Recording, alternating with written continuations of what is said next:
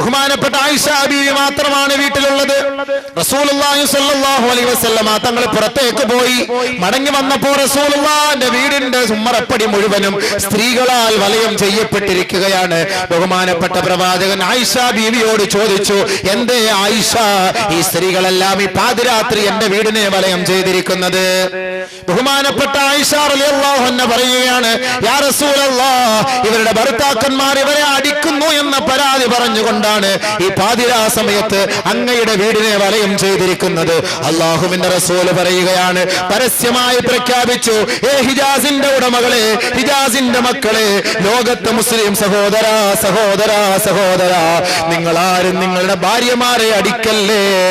അങ്ങനെ അടിക്കുന്നവൻ ലൈസ ഉലൈക ബിഖിയാരിഹിം, അവരിൽ നല്ലവരെ അല്ല, അവരിൽ നല്ലവരെ അല്ല, അവർ നികൃഷ്ടരാണ്, നെറികെട്ടവരാണ്. അതുകൊണ്ട് നിങ്ങളുടെ ഭാര്യമാരെ നിങ്ങളാരും അടിക്കല്ലേ എന്ന് ആരംഭപ്പൂവായ മുത്ത് മുഹമ്മദ് മുസ്തഫ സല്ലല്ലാഹു അലൈഹി വസല്ലം അള്ളാന്റെ റസൂൽ പറഞ്ഞു കൊടുത്തു, നിങ്ങൾ ആരും അടിക്കല്ല കേട്ടോ, നിങ്ങൾ ആരും അടിക്കല്ലേ.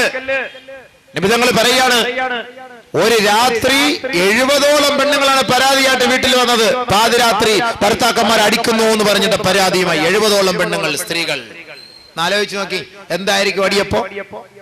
റസൂലുള്ളാഹി സ്വല്ലല്ലാഹു അലൈഹി വസല്ലമ തങ്ങൾ ഭാര്യയോടുള്ള കടപ്പാടിന്റെ പേരിൽ വീണ്ടും പറഞ്ഞു, ലാ യജ്ലിദു അഹദുക്കും ഇംറാതഹു ജൽദൽ അബ്ദ്, അടിമയെ അടിക്കുന്നത് പോലെ നിങ്ങൾ ആരും നിങ്ങളുടെ ഭാര്യമാരെ അടിച്ചു പോകരുത്. സുമ്മ യുജാമിഉഹാ ഫീ ആഖിരിൽ ലൈൽ, ഭാര്യയെ അടിച്ച് മൃഗീയമായ നിലയിൽ വേദനിപ്പിച്ച് വീടിന്റെ ഏതെങ്കിലും ഒരു മൂലയിൽ ചവിട്ടി താഴ്ത്തിയിട്ട് അവന്റെ ശാരീരിക വികാരം പൂർത്തിയാക്കാൻ പാതിരാ കഴിഞ്ഞ സമയത്ത് വേദന കൊണ്ട് മല്ലിടുന്ന പെണ്ണിനെ പിടിച്ച് മലർത്തിക്കിടത്തി അവളുമായി ശാരീരിക ബന്ധം പുലർത്താൻ നാണമില്ലേ എന്ന് ലോകൈക ഗുരു മുഹമ്മദ് മുസ്തഫ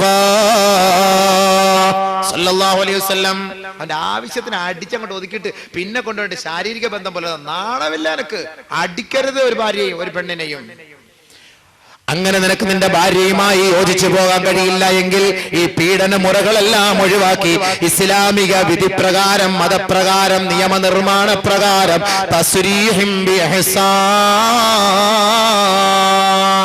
നല്ല നിലയിൽ നീ അങ്ങോട്ട് ഒഴിവാക്കിയാലേ, നല്ല നിലയിൽ ഒഴിവാക്കിയാലേ. അതല്ലാതെ പീഡിപ്പിക്കാനോ പരസ്യപ്പെടുത്തി നാട്ടുകാരെ മുഴുവൻ panchayat, municipality, police station, SP office, രാജ്യത്തിന്റെ എല്ലാ ഓഫീസിലും ഈ പെണ്ണിനെയും കൊണ്ട് കയറി ഇറങ്ങി വർഷങ്ങളായി, 8 വർഷമായി ഇവിടെ എനിക്ക് ഒഴിവാക്കി തരാൻ പറഞ്ഞിട്ട് ആരും ഒഴിവാക്കി തരുന്നില്ല, എനിക്കൊരു പെണ്ണ് കെട്ടാനും പറ്റുന്നില്ല, ആകെ ഇടങ്ങേറുണ്ട് അവലും കഞ്ഞിന്നും പറഞ്ഞിട്ട് നാട്ടുകാരുടെ മുഴുവനും മുന്നിൽ, അന്യപുരുഷന്മാരുടെ മുഴുവനും മുന്നിൽ ഈ പെണ്ണിനെയും പൊക്കിക്കൊണ്ട് നീ നടക്കരുത് എന്നർത്ഥം.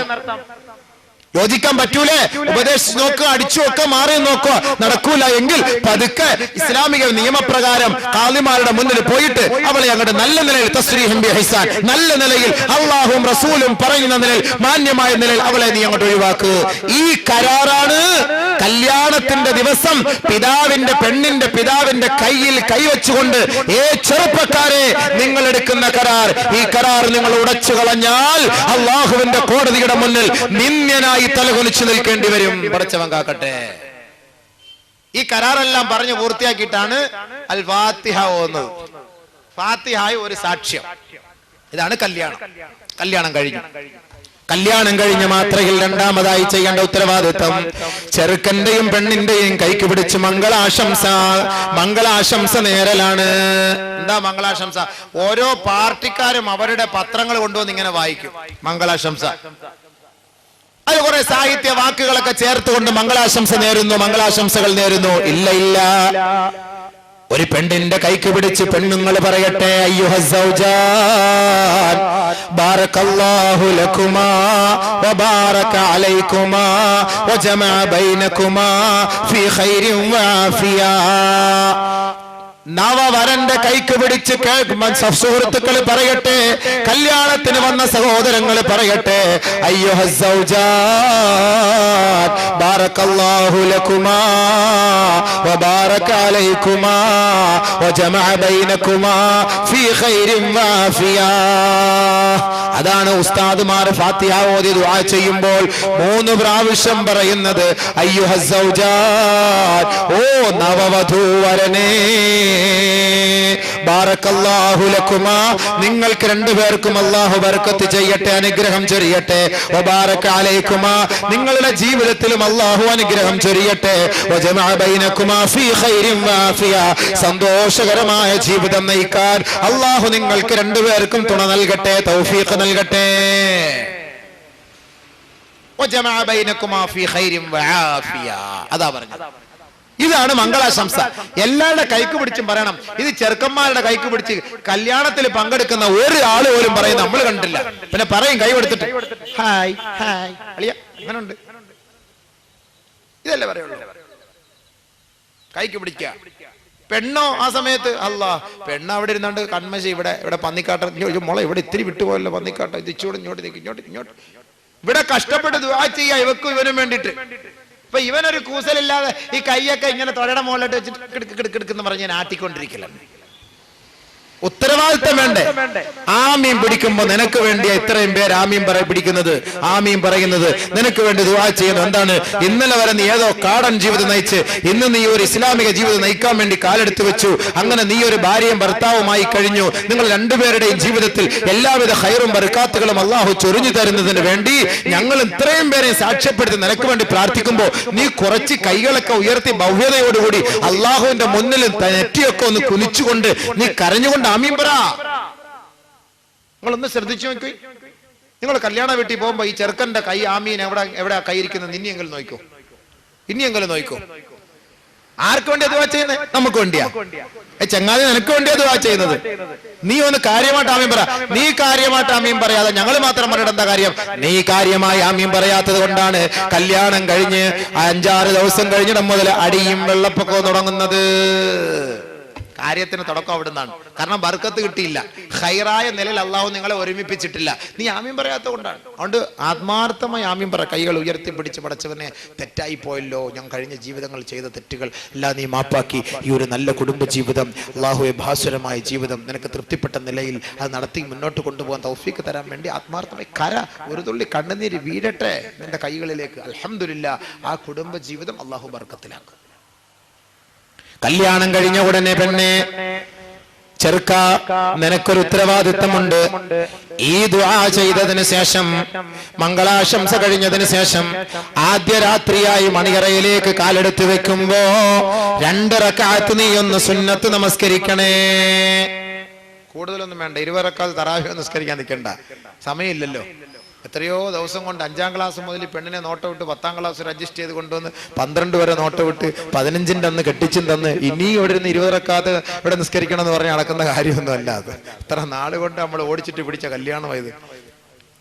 ബഹുമാനമുള്ള സഹോദര, 2 റക്അത്ത് സുന്നത്ത് നമസ്കരിച്ചുകൊണ്ട് നിങ്ങളുടെ ദാമ്പത്യ ജീവിതം അള്ളാന്റെ തൃപ്തിയിലേക്ക് കൊണ്ടുവരാനും നിങ്ങളുടെ ബന്ധപ്പെടലിലൂടെ നിങ്ങൾക്ക് നൽകുന്ന സന്താനങ്ങൾ അള്ളാഹുവിന് ഇഷ്ടപ്പെട്ട സന്താനമായി മാറുവാനും നിങ്ങൾ ആത്മാർത്ഥമായി പ്രാർത്ഥിക്കണം. ബഹുമാനപ്പെട്ട അലി റളിയല്ലാഹു അൻഹുവിന്റെ ഒരു ചെറിയ സംഭവം. ഫാത്തിമ ബീവി മണിയറയിലിരുന്ന് പൊട്ടി കരയുമ്പോൾ ഫാത്തിമ ബീവിയുടെ അരികത്തേക്ക് പോയിക്കൊണ്ട് റസൂലുള്ളാഹിന്റെ മരുമോൻ അലി റളിയല്ലാഹു അൻഹു പറയുകയാണ്, ഫാത്തിമ, എന്തേ ഫാത്തിമ നീ കരയുന്നത്? തറകാ ഫിറാശഹുമാ വഖാമാ ഫിദ്ദുജാ യതലദാനി ബി തഅതിർ റഹ്മാനി. ഫാത്തിമ ബീവി പൊട്ടിക്കരഞ്ഞപ്പോ അലി റളിയല്ലാഹു അൻഹു ചോദിച്ചു പോയി, ഫാത്തിമ, നിന്റെ കരച്ചിൽ എന്തിനാണ് ഫാത്തിമ എന്ന് ചോദിച്ചപ്പോൾ അലി റളിയല്ലാഹു അൻഹുവിന്റെ മുഖത്ത് നോക്കിയിട്ട് പറഞ്ഞു, അല്ലയോ മഹാനവറുകളെ, ഏതൊരു ചെറുപ്പക്കാരന്റെയും അഭിലാഷമാണ്, ആഗ്രഹമാണ് അവന്റെ വിവാഹ ദിവസം ആദ്യ രാത്രി പങ്കിടുക എന്നുള്ളത്.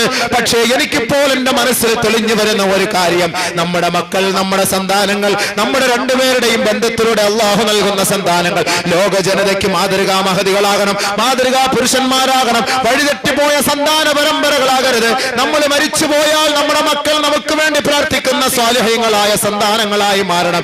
മഹാനവറുകളെ, ഇന്ന് നമ്മൾ രണ്ടുപേരും ഒരു പന്തലിന്റെ കീഴിലാണ്, ഒരു കുടക്കീഴിലാണ്, ഒരു മണിയറയിലാണ്, ഒരു പുതപ്പിന്റെ കീഴിലാണ്. നാളെ ഈ ഫാത്തിമ ഒറ്റപ്പെട്ട ഒരു കുഴിക്കകത്ത് പോയി കിടക്കേണ്ടി വരും. നാളെ എന്റെ ഭ്രാന്തനായ എന്റെ ഭർത്താവായ അങ്ങും ഒറ്റപ്പെട്ട ഒരു കബറിനകത്ത് പോയി കിടക്കേണ്ടി വരും. മഹാനവർ മഹാനവറുകളെ, ആ ഒറ്റപ്പെട്ട ജീവിതത്തിലും അല്ലാഹു നമ്മുടെ രണ്ടുപേരുടെയും ആത്മാവിനെ സംഗമിപ്പിക്കുവാൻ, സമ്മേളിപ്പിക്കുവാൻ, സന്തോഷിപ്പിക്കുവാൻ ഈ ആദ്യ രാത്രിയുടെ പ്രാർത്ഥന അല്ലാഹു സ്വീകരിക്കും. അതുകൊണ്ട് നിങ്ങളൊരു കാര്യം ചെയ്യണം. ഇന്നത്തെ രാത്രി ഒന്ന് മാറ്റിവെച്ചുകൊണ്ട്, ഉറക്കം മാറ്റിവെച്ച്, കുസൃതികൾ മാറ്റിവെച്ച്, രഹസ്യങ്ങൾ പരസ്യങ്ങളെല്ലാം മാറ്റിവെച്ചുകൊണ്ട് പടച്ച തമ്പുരാന്റെ മുന്നിൽ 2 റക്അത്ത് നമസ്കരിക്കാൻ നിങ്ങൾ അനുവാദം തരുമോ ഇല്ലയോ എന്ന ശങ്ക എനിക്ക് വന്നുപോയി. അതാണ് ഞാൻ കരഞ്ഞു പോയത് മഹാനവറുകളെ. അത്രേ ഉള്ളോ? പ്രശ്നമില്ല, ഒഴിവാക്കാം.